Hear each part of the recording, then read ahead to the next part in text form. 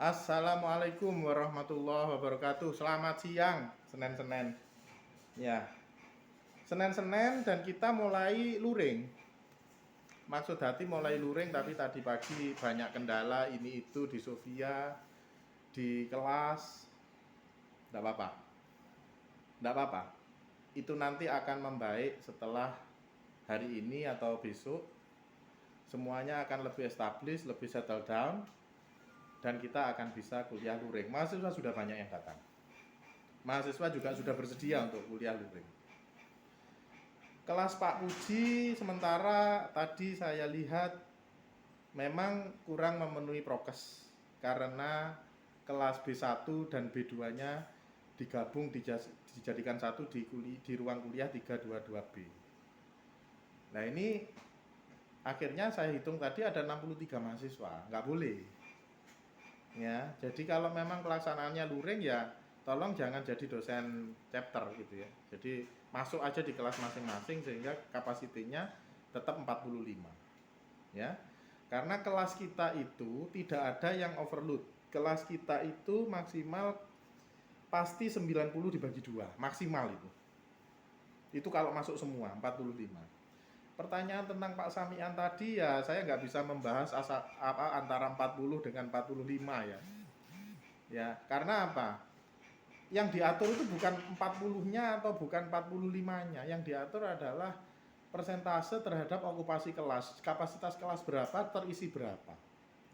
Jadi kalau kita memiliki 45 mahasiswa, seperti yang saya jelaskan kemarin di chat itu, kalau kita memiliki 45 mahasiswa, sedangkan kapasitas kelas itu 60, itu kita hanya mengisi sekitar 64%.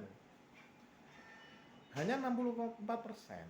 Kalau kita mengambil kelas-kelas yang gede seperti di lantai 3 yang 80 kelas, itu kita hanya bicara 54%. Sehingga tidak ada isu tentang itu, asal tidak digabung. Nah ini tadi saya cek ke ruang 322, Pak Puji itu berpartner dengan Pak Zaidan ketika di fisika matematik. Ternyata kelasnya Pak Zaidan tidak jalan digabungkan jadi satu dengan Pak Puji karena yang datang di B1 hanya 25, di B2 sekitar 30, nyemplung rono ya be kelasnya gitu. Nah itu saya sampaikan tidak boleh, tidak diperkenankan. Katanya mau progres. Ya, maka kita harus melakukan apa yang sudah kita sepakati. Jadi ya besok harus di B1 jalan sendiri, B2 jalan sendiri. Semua harus begitu. Karena apa? Sekali lagi alasannya karena kapasitas ruang kelas kita tidak bisa memungkinkan untuk dua kelas digabung jadi satu. Ya, tuh. Kemudian terkait dengan yang di-share oleh Bu Retno, ya. Bu Retno tadi nge-share tentang pendaftaran perkuliahan luring. Sekali lagi sikap saya, kita memang berbeda dengan apa yang disampaikan oleh Badik 1 gitu ya. Wong saya sudah memikirkan untuk melakukan perkuliahan luring, sudah mempersiapkan semua sistem tuh. Semuanya sudah ada, sudah siap. Sofia juga sudah dijalankan. Ya.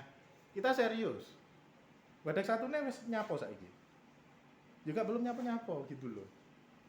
Gak apa-apa, kalau misalnya ini nanti akan dievaluasi, kita evaluasi tiap 14 harian. 2 minggu ke depan pasti ada evaluasi. Nanti akan kami sampaikan. Ya. Jadi jangan dikritisi dulu, ayo jalan, kita evaluasi. Ya. Kalau misalnya nanti Pak Badek 1 juga memerlukan evaluasi dari kami juga. Ini loh hasil kami, kita melakukan perkuliahan. Hasilnya setelah 14 hari seperti ini. Berapa yang nanti akhirnya di swab ternyata positif dan sebagainya, itu nanti akan ada recordnya gitu loh. Ya.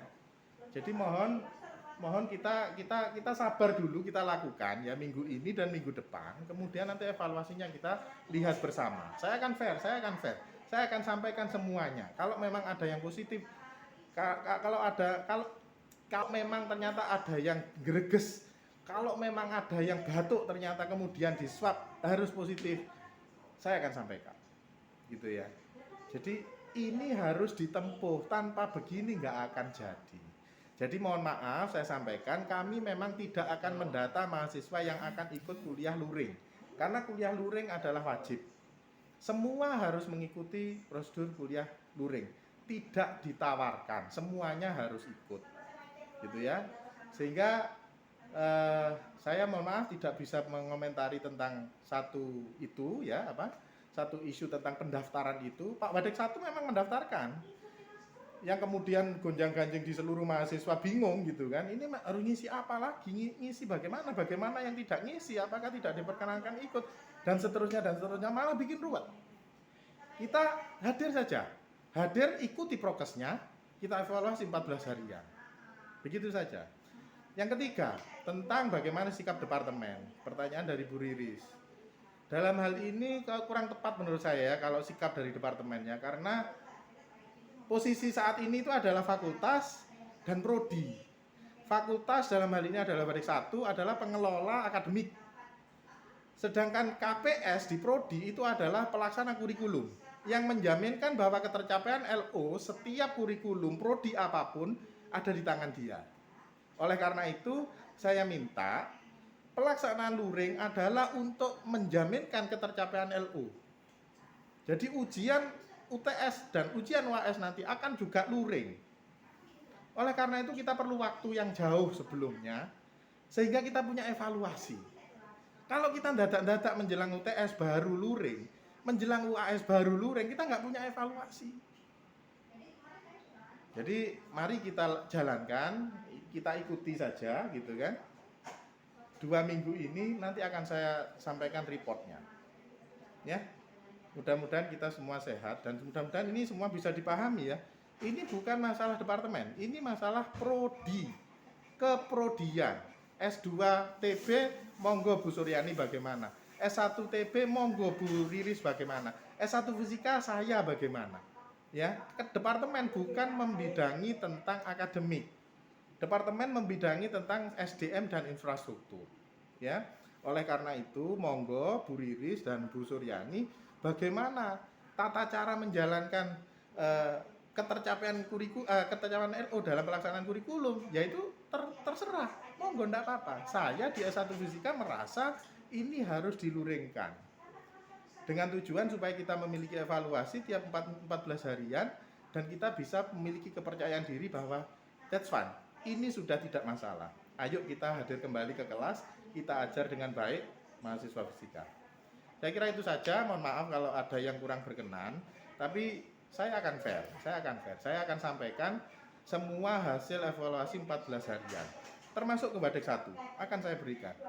Supaya kita semua memiliki kepercayaan diri dan keberanian bahwa that's fine, it's already fine. Gitu ya. Oke, begitu dulu dari saya. Salam sehat. Assalamualaikum warahmatullahi wabarakatuh.